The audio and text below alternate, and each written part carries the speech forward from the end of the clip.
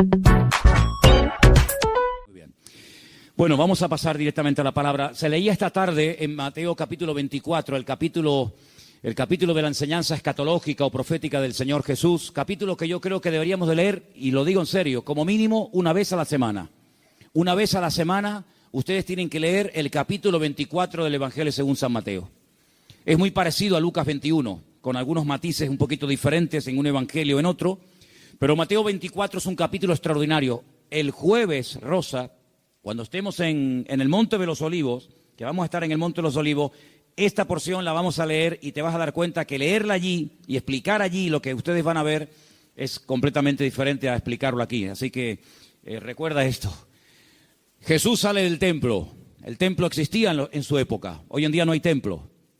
Hace 2000 años que se fue destruido el templo por las legiones del Imperio Romano. El sueño dorado de los judíos o de muchos de ellos es la restauración del templo. Pero en los tiempos de Jesús ese templo existía. Era el centro religioso de la época, era donde estaba la presencia del Señor, donde la gente iba a adorar, donde la gente iba a cantar al Señor, a llevar sus diezmos, sus ofrendas, a alabar al Señor. Y cuando salían del templo, hemos leído esta tarde que los discípulos, como buenos judíos, se sentían muy orgullosos de ese templo, que Herodes lo había ampliado. Saben que era el segundo templo que se construyó en la época del retorno de Babilonia, cuando volvieron de Babilonia con Esdras, Nehemías, con Zorobabel, pero Herodes lo amplió y lo llenó de oro por todas partes, un templo increíble, un templo tremendo. Los romanos se quedaron sorprendidos cuando lo vieron, dijeron, los judíos son un poco tontos, construyen un templo tan grande y está vacío, no tiene ningún ídolo dentro. Es que Dios no es un muñeco que se pueda hacer de oro, de plata o de piedra, ¿verdad? Y cuando salían del templo, los discípulos le muestran al Señor las maravillas de ese templo, lo grande que era, lo enorme que era, lo hermoso que era, y el Señor les da un golpe bajo. El Señor le dice, observarlo bien, mírenlo bien, porque en menos de una generación no quedará piedra sobre piedra de este templo. Efectivamente, 37 años después de lanzar esta palabra profética, 37 años después, el templo quedó totalmente destruido hasta este momento. Desde el año 70 después de Cristo hasta este momento, no hay templo en Jerusalén. Se cumplió literalmente la palabra. Pero la palabra golpeó tanto el corazón de estos discípulos que ellos salieron del templo, bajaron todo el torrente de Cedrón, lo subieron, se van al Monte de los Olivos y allí dice uno de los evangelios que solamente 4 de los 12 se acercan al Señor y le preguntan aparte, ¿cuándo? ¿Cómo? ¿Cómo va a ocurrir todo esto? ¿Cómo que nuestro templo va a ser destruido? ¿Qué señal habrá? ¿A qué tenemos que observar? ¿Qué tenemos que fijarnos para saber que el tiempo se acerca? Entonces el Señor les da una enseñanza tremenda. Qué importante es preguntar, hermano, de verdad, ¿eh? Si no hubieran preguntado los discípulos al Señor, ¿qué señal habrá de tu venida y del fin del siglo? Nos hubiéramos perdido toda la enseñanza de Mateo 24. Por eso repito, qué importante es preguntar. Pero cuidado, no preguntar a cualquiera. No preguntar a cualquier parte, sino preguntar a la persona que te puede dar la respuesta correcta. Porque una de las señales que el Señor dice en este capítulo, y es algo que yo quiero en esta tarde hablar, es que tenemos que estar preparados porque una de las muchas señales de los últimos tiempos va a ser la proliferación de falsas doctrinas. Dice la Biblia, lo leíamos el jueves, que algunos llegarán hasta escuchar. Dice el Espíritu claramente que en los postreros días algunos apostatarán de la fe y escucharán a espíritus engañadores y ahí da una enseñanza tremenda. Entonces, una de las señales de los últimos tiempos es que se enseñarán cosas extrañas. Por eso yo vengo ya semanas hablando y quiero volver otra vez a repetir, no porque no tenga otras cosas que decir, sino porque considero que hay que repetir las cosas que se enseñan y más cuando son de vital importancia. Y es que tenemos que orar y tenemos que estudiar la palabra para que tengamos una fe sana. Una fe sana, término que por cierto aparece en Tito capítulo 2, donde el apóstol Pablo dice, oye, tenemos que tener una sana doctrina, pero también tenemos que tener una fe sana. Cuidado, que hay gente que tiene una fe muy rara, ¿eh? Hay cristianos que cuando los oyes hablar, dice, sí, tiene fe, pero es una fe un tanto rara, un tanto extraña, una fe mística. Yo puse unos ejemplos unas semanas atrás, no sé cuántos de ustedes lo recordarán, cuando algunos discípulos le dijeron al Señor, Señor, no nos quisieron recibir. No nos han dado la bienvenida. ¿Tú quieres que oremos para que caiga fuego del cielo y lo destruya? Si dice, alto, ¿qué estáis diciendo? ¿Estáis locos? Tenían fe, pero cuidado. La fe no es para destruir. La fe no es para hacer daño. La fe no es para orar para que caiga fuego del cielo. Dice, ustedes no saben bajo qué espíritu, bajo qué influencia espiritual están ustedes hablando. Que no.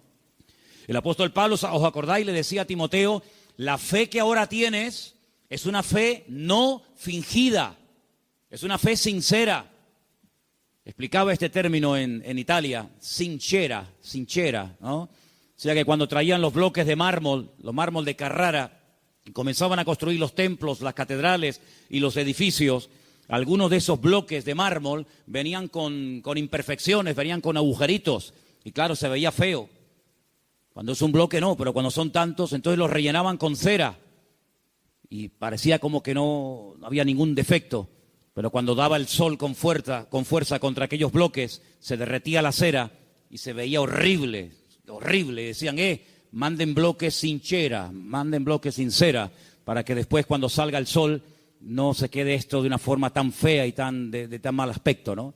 Entonces el apóstol Pablo decía a Timoteo, la fe que tienes no es una fe fingida, no es una fe de máscara, como dice otras versiones, es una fe que primeramente habitó en tu abuela Loida, y después la tuvo tu madre, Eunice, y ahora la tienes tú.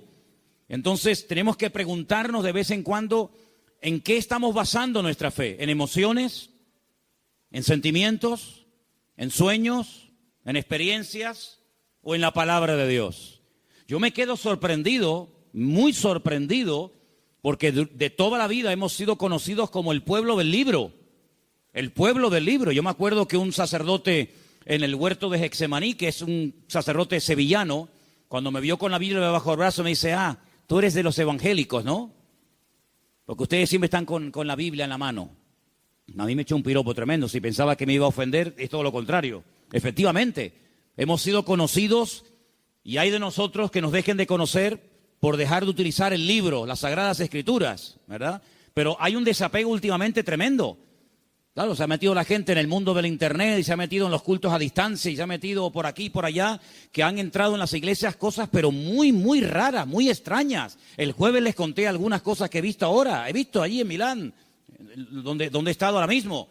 Creyentes que están asustados, creyentes que si la maldición, que si... Pero vamos a ver, hermanos, pero dice la Biblia que somos más que vencedores, que mayor es el que está en nosotros que el que viene contra nosotros. Creyentes que solamente desde que yo conocí ahora un matrimonio de hermanos de Ecuador que llevaban más de 10 años en esa congregación y dice, hermano, nos ha impactado mucho cómo usted la palabra. Y le digo, bueno, es que yo predico de la palabra. Y dice, es que yo hace años que no escucho un mensaje de la palabra.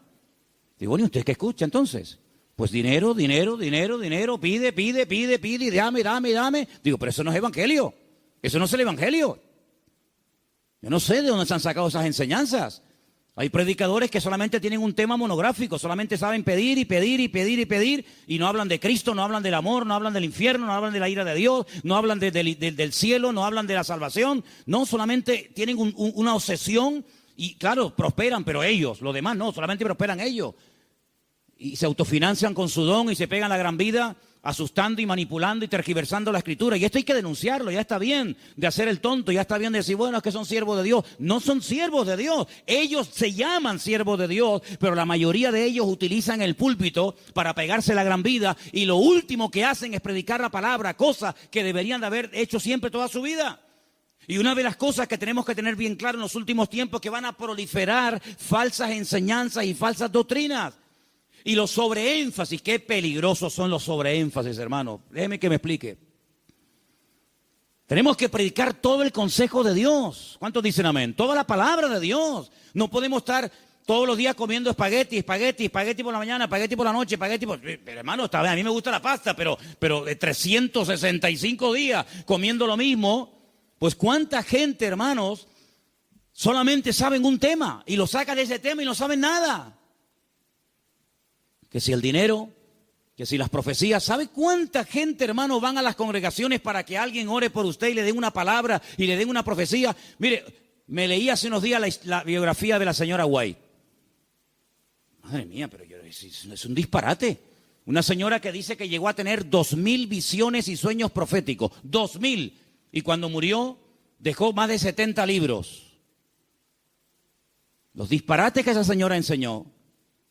Claro, le dan un sobreénfasis a qué, al día de reposo. Sí, pero es que espérate un momento, es que la Biblia no solamente el día de reposo. Hay otras muchas cosas. Si te crees que porque guardas esto y no cumples con todo lo demás, te vas a salvar, te equivocas, amigo.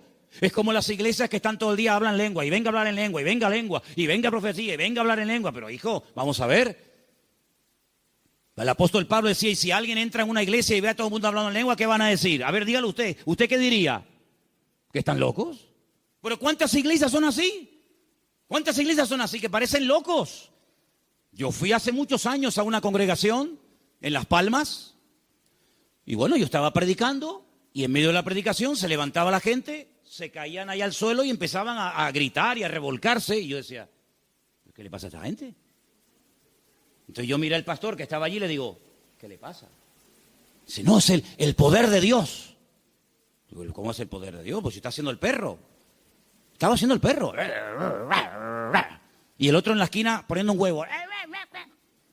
Digo, ¿pero qué poder de Dios? La Biblia dice en Romanos 12 que el Señor es nuestro culto racional. Por favor, que parece, damos una imagen, nosotros no, gracias a Dios, pero ¿cuántas iglesias dan una imagen al mundo de que son locos? Y ya está bien, hermano, de callarnos, y ya está bien de decir, bueno, son así. No, son barbaridades que avergüenzan al evangelio. Y tenemos que denunciarlo, porque el que sabe hacer lo bueno y no lo hace, es copartícipe con eso. No les contaba el jueves que acabo de conocer ahora a un pastor en Milán que se tira en la plataforma cuando llega el momento de la ofrenda y le dice a la gente que lo tienen que tapar con dinero. ¿Pero cómo? Sí. Él dice, no, mira, aquí todavía se me ve algo de tela, tienen que tapármelo. Increíble.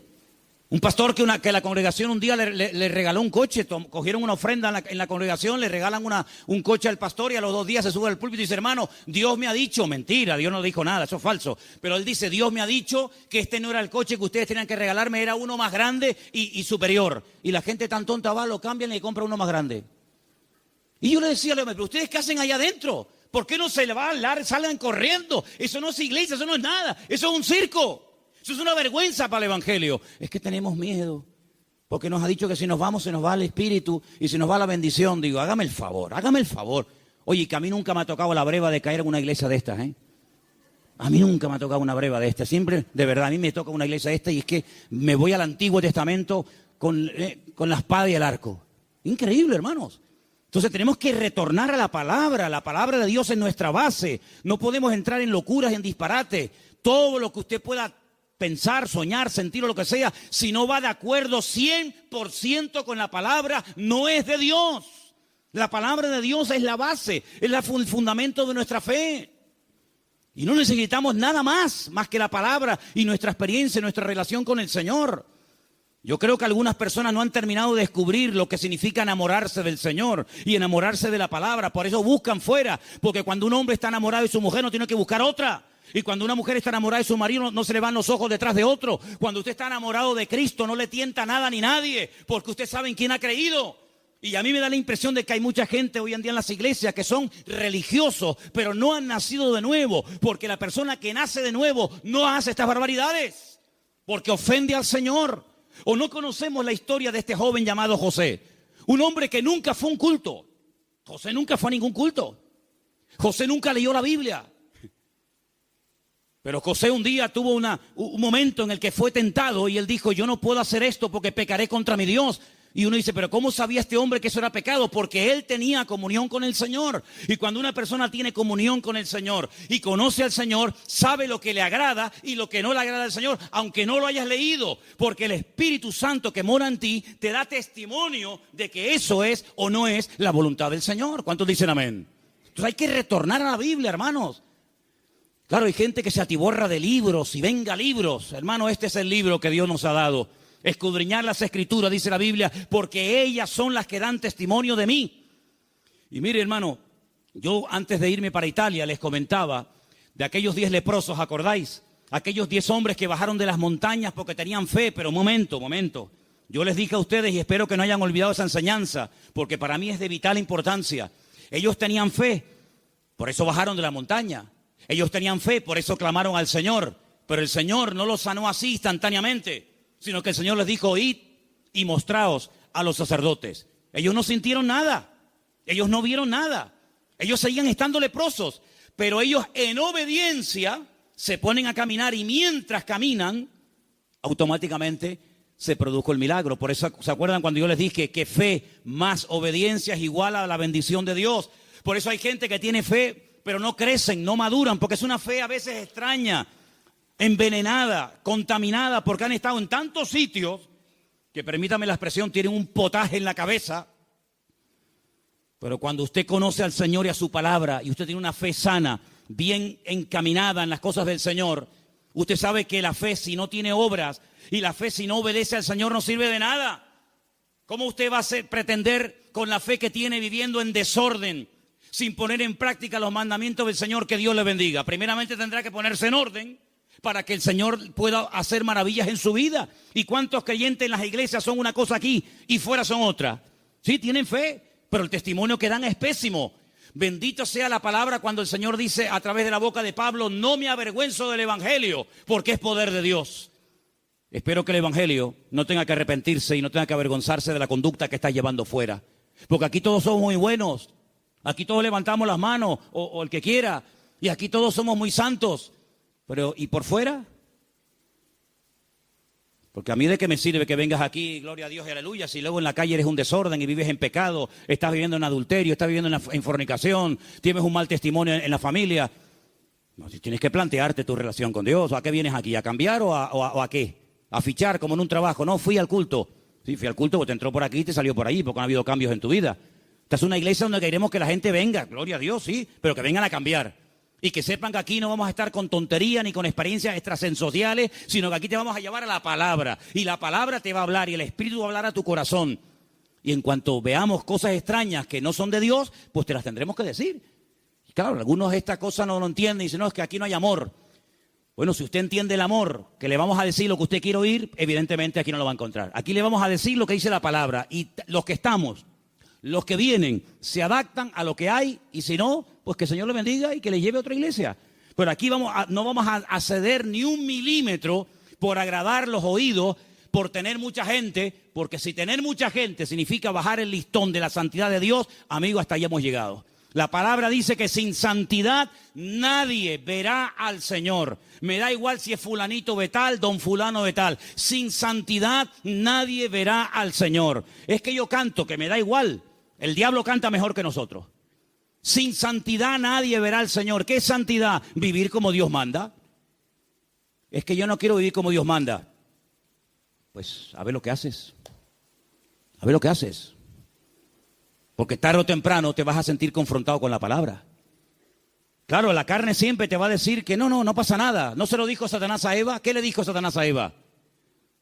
¿Por qué no comes? Y dice, porque Dios me ha dicho que si como muero. ¿Y qué le dijo Satanás? No, que eso no es así. Tú no vas a morir, come para que veas. Y le creyó al diablo.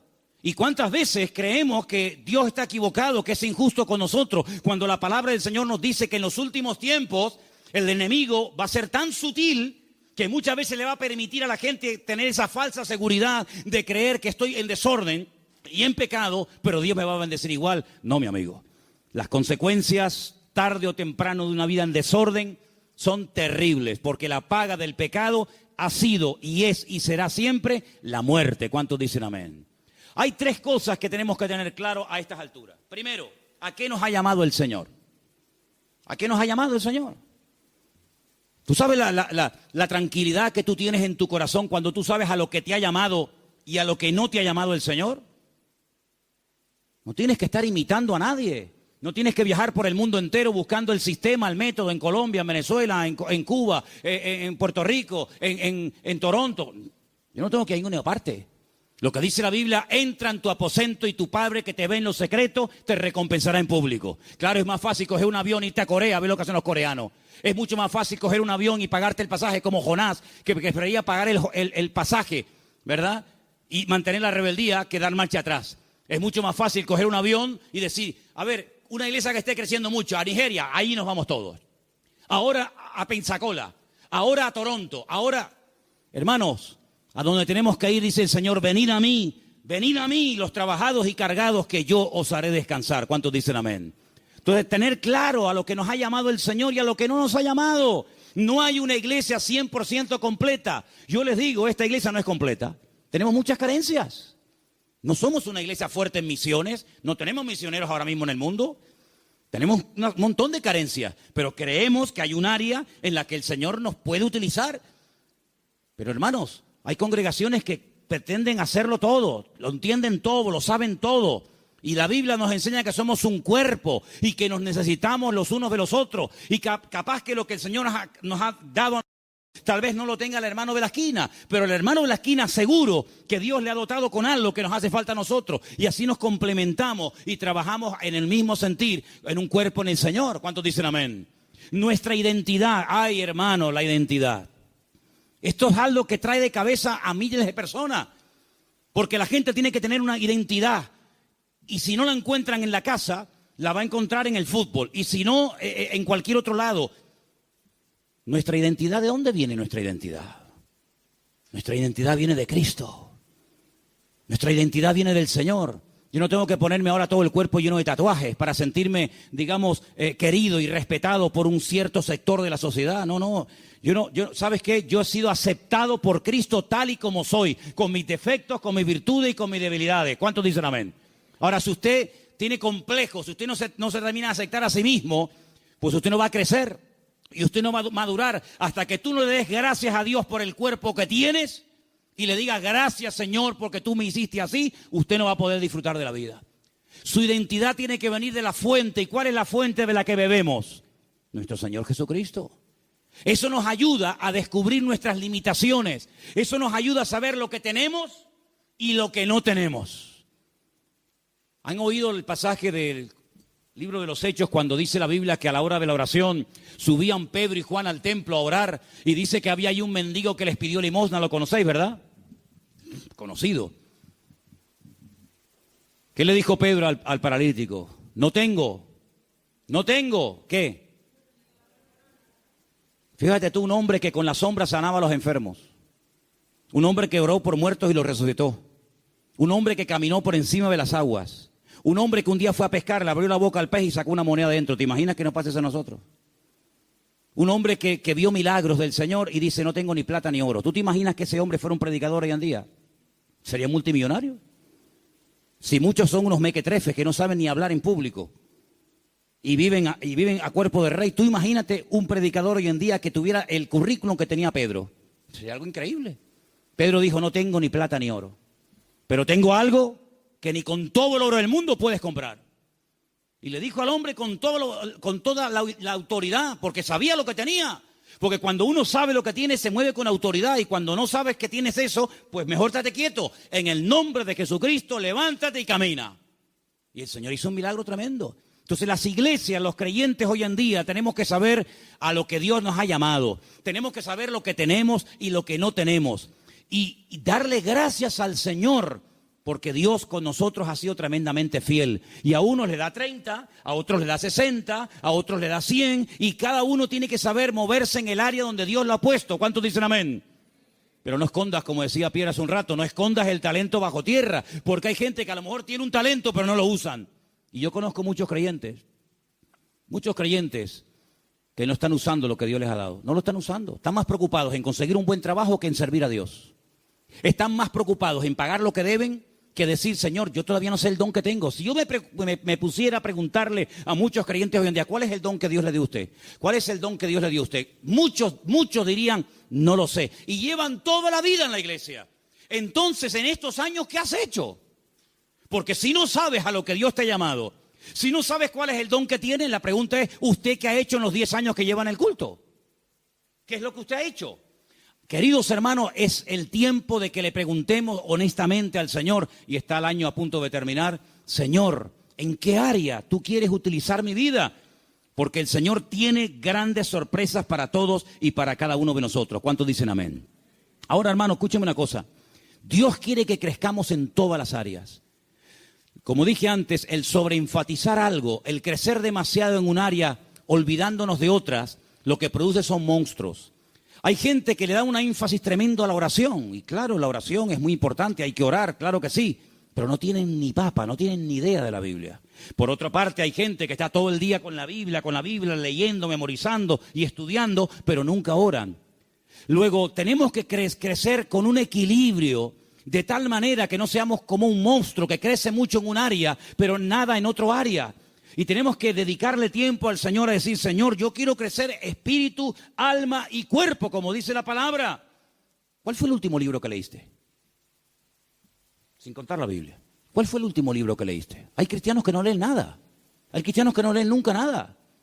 ¿Y cómo van ustedes a contactar? ¿Y cómo van ustedes a evangelizar? ¿Y cómo van ustedes a dialogar con personas del mundo que no leen la Biblia, sino que leen y están preocupados con otras cosas? Si tú no estás puesto en lo que el mundo habla y comenta, ¿cómo vamos a alcanzarlo si no sabe ni por dónde empieza una conversación, ni por dónde termina?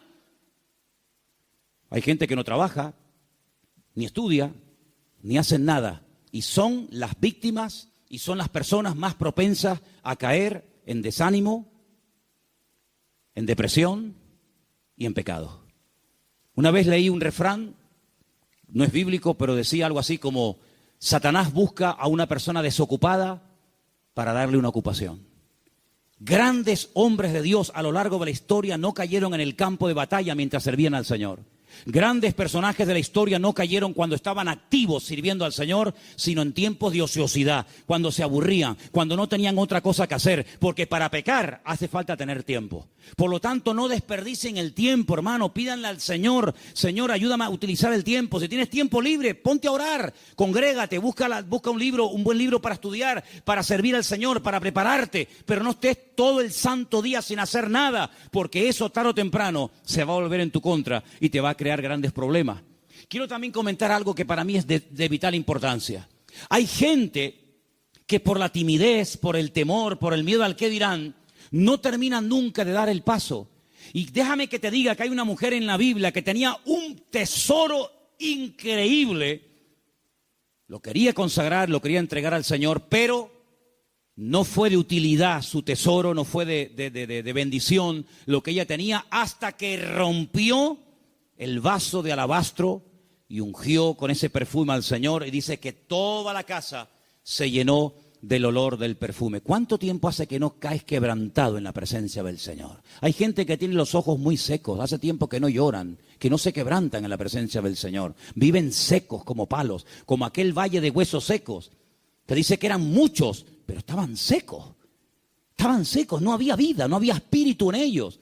Y le dice el Señor a través del profeta Ezequiel: profetízale a los huesos, háblales a los huesos. Dice que cuando entró el Espíritu de Dios en ellos, se convirtieron en un gran ejército. No seas un hueso seco en un culto, no seas un hueso seco, escucha que te escucha, pero nunca compartes la bendición, nunca abres tu corazón a otras personas que están igual o peor que tú en un momento determinado. Pídele al Señor antes de que finalice el año, que está ya como quien dice a la vuelta de la esquina, poder ganar almas a los pies de Cristo. ¿Cuál fue la última persona que ganaste para Cristo? Yo estoy seguro, no lo voy a preguntar, porque no quiero que te sientas mal. Bueno, sí quiero que te sientas mal. Sí. No, que si no sería falso. Sí quiero que te sientas mal. ¿Cuántas almas has ganado para el Señor en este año? ¿10? ¿5? ¿1? No has ganado a nadie este año. Si yo no gano.